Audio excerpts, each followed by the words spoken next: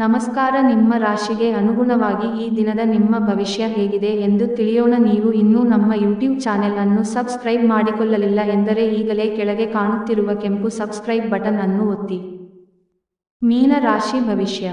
ಮುಂದೆ ಒಳ್ಳೆಯ ಸಮಯವಿರುವುದರಿಂದ ಸಂತೋಷದಿಂದಿರಿ.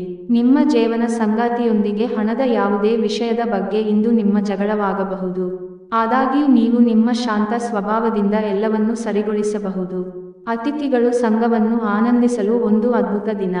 ನಿಮ್ಮ ಸಂಬಂಧಿಗಳೊಂದಿಗೆ ಏನಾದರೂ ವಿಶೇಷವಾದದ್ದನ್ನು ಯೋಜಿಸಿ, ಅವರು ಅದನ್ನು ಮೆಚ್ಚುತ್ತಾರೆ.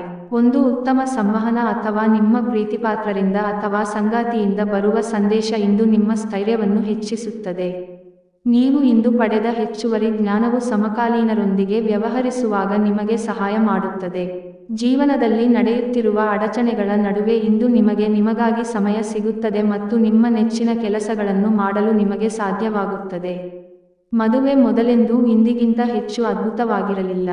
ಉಪಾಯ: ತಾಯಿಯಿಂದ ಅಕ್ಕಿ ಅಥವಾ ಬೆಳ್ಳಿಯನ್ನು ತೆಗೆದುಕೊಂಡು ತಮ್ಮ ಬಳಿ ಇರಿಸುವುದು ಆರ್ಥಿಕ ಪ್ರಗತಿಗೆ ಸಹಾಯವಾಗುತ್ತದೆ.